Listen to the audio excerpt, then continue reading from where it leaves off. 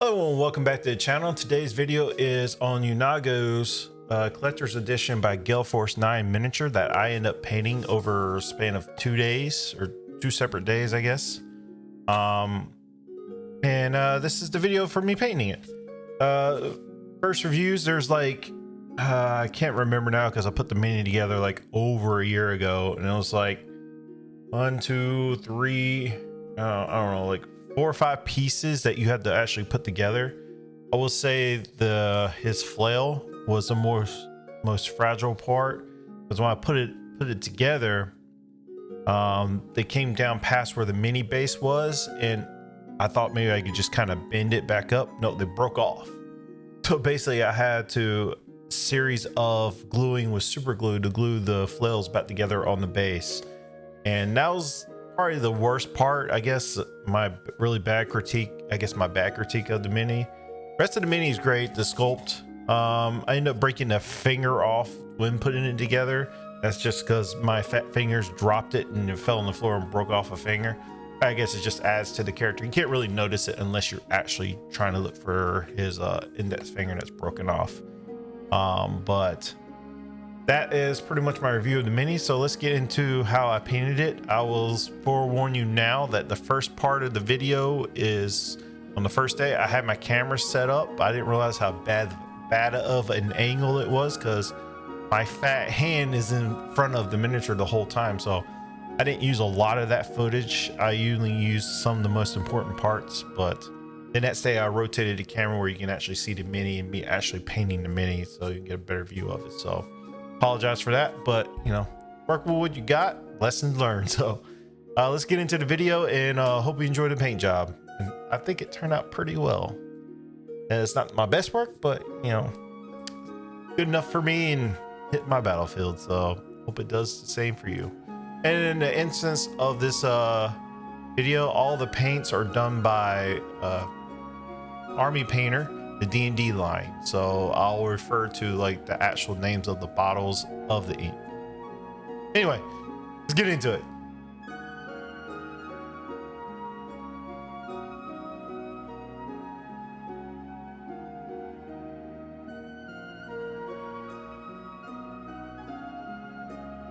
All right, as you can see, as I said, the camera angle is terrible. So we're starting out here painting the skin. I wanted to get the skin a nice little darker shade of brown, so I'm using Minotaur hide with leather, or brown leather, and the leather is much considerable darker than the Minotaur hide, so I did like a 50-50, and I wanted the skin to be a slightly darker shade from the cloth that's around his chest, because that's what we're going to start painting into in a little bit. So with the mane and the hair that he has, I did not know at the time what I wanted to do with it, so I went with a straight matte black for a base color, and I know I was going to come back and decide what kind of dry brushing and how I was going to let it pop. I wanted to see how the rest of the figure would shape out before I decided to do that.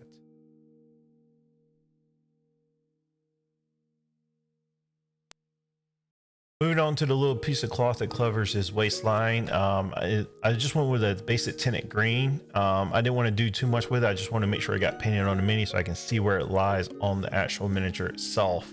I know I wanted like a more of a faded green with the shading and everything. I knew that I would get that effect later on, so I just went with a basic tinted green and let it be that. Moving on now to the cloth shirt, I kept the brown, the Minotaur brown, because at this point is lighter than what the mitts I did for his skin, and just proceeded to paint the shirt. With that, I knew there's not much far as like armor on this individual as it is, and we moved into the little stitching part where it shows the stitches where, you know, he makes a makeshift like armor of what he has.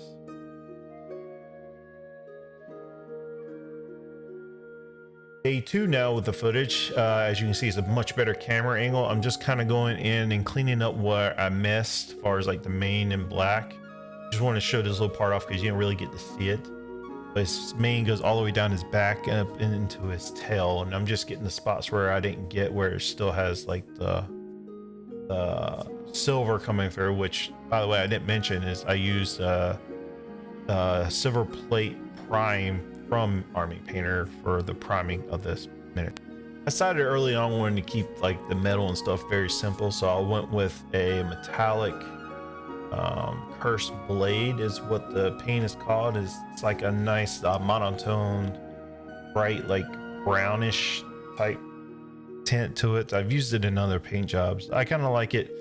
It's just I went over all the pieces I was seeing to be metal besides the chains. I wanted to keep the chains that went across his body, that kind of keeping what metal or he has like locked onto his body. I kept that silver, a metallic silver, I think it says silver dragon chain, so we kept that pretty much the same. Also moving on the other side, there's these little square pieces of metal that looks like it's kind of like weaved into the shirt. It's kind of tattered and torn. And like I said, I wanted to keep all the metals the same, even down to his gauntlet on his right hand. I wanted to keep all those metals the same, keep it nice and simple. And I know it's going to darken it up with some shadow play and a wash that we'll be doing later at the end of this project.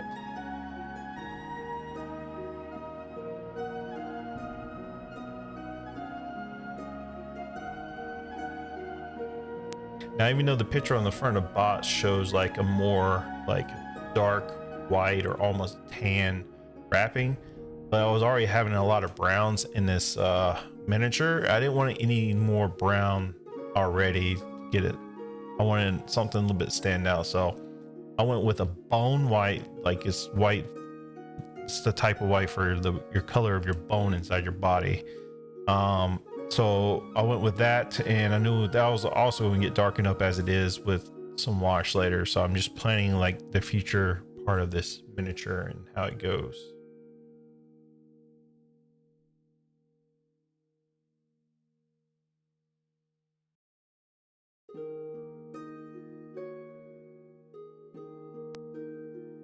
And as you can see, I'm going over the chains now with that silver dragon paint. That's metallic paint that kind of pops out.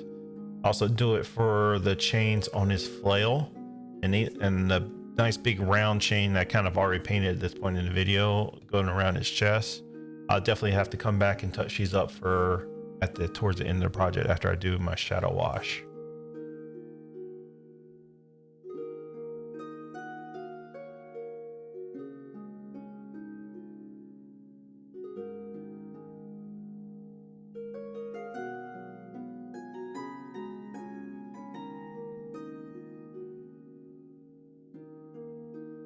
For his flail, I went with the Flowhead's Duergar metal. It's a nice, dark, deep metallic metal. Almost kind of looks like there's a little bit of red mixed in, so it could be like guts and stuff of his kill that he killed earlier. I went with that for the heads, and as you can see in this little shot right here, that the chain where I had to super glue him back to his handle of the weapon, because I couldn't get them to sit right, and it's best I could with it. So we're moving on to the tongue, which is Pixie Dust Pink, and it's just fitting for the tongue as it looked pink in the photo, the concept art on the front of the box.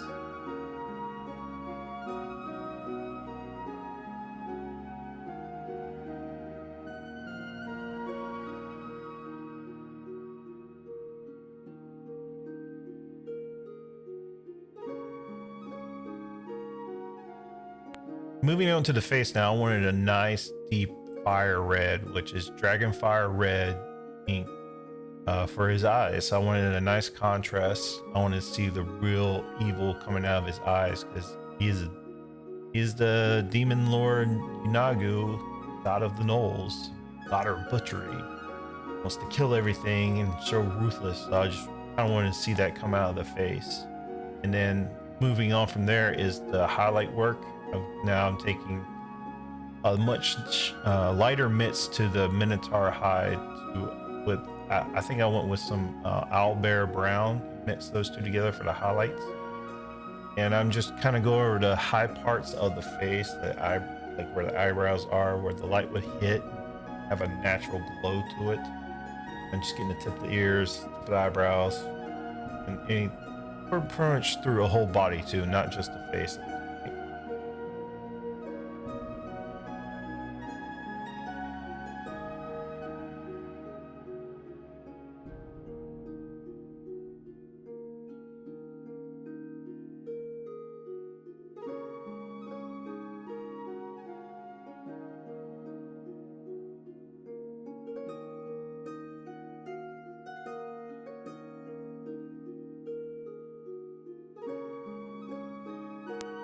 Moving on to base, so just going with your standard dungeon gray. It's a nice gray that looks like it'd be a part of a rock that you step on in the dungeon floor.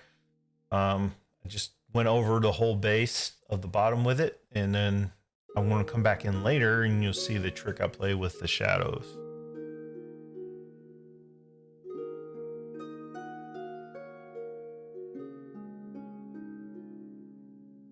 While I'm working on the base, go ahead and paint the bottom with a nice solid black.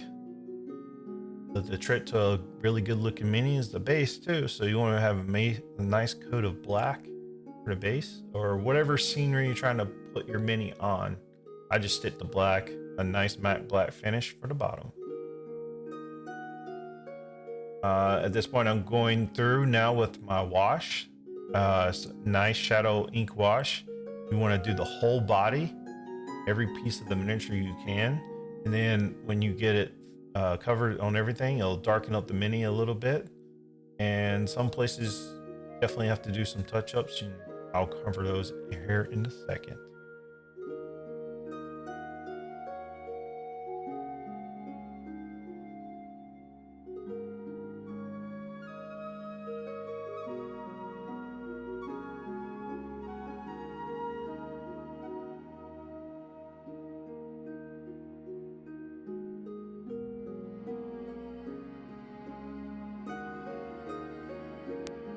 Now on the base with the shadow wash, I definitely want to put enough to go in all those cracks so you can actually see the darkness and the shadows. You can actually see those cracks really pop out in that base. I'm going to do the whole base like this, and then we'll go back through and touch up the high spots of the brick and rock.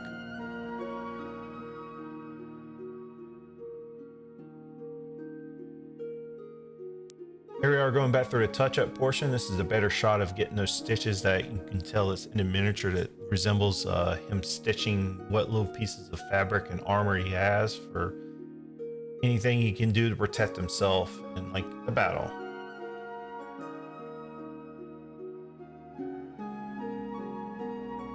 Also going through and touching up the chains. Really going back through after you do the shadow wash, they really pop out off this mini. You can definitely see them a lot better.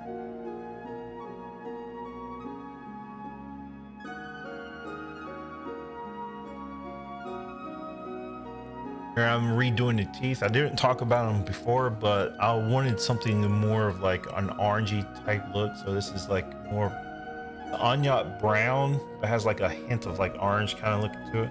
Imagine him eating something, and you know, he don't take care of his teeth. He's a demon. He doesn't care about that. It really completes like the look for his mouth.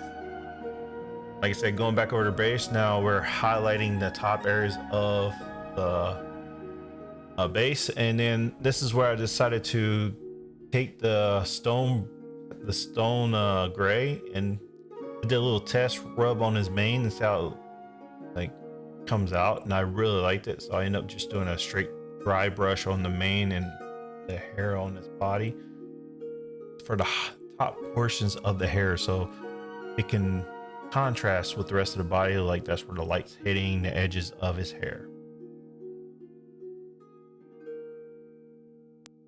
I wanted to touch on a technique that I wish I knew before I did the blood on his knuckles here.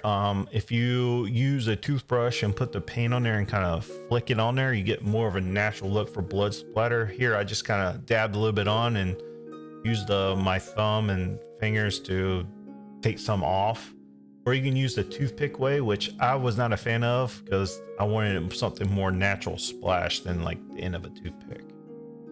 But anyway, here's the final product of Yeenoghu, God of the Gnolls, God of Butchery, and I think he turned out pretty darn well.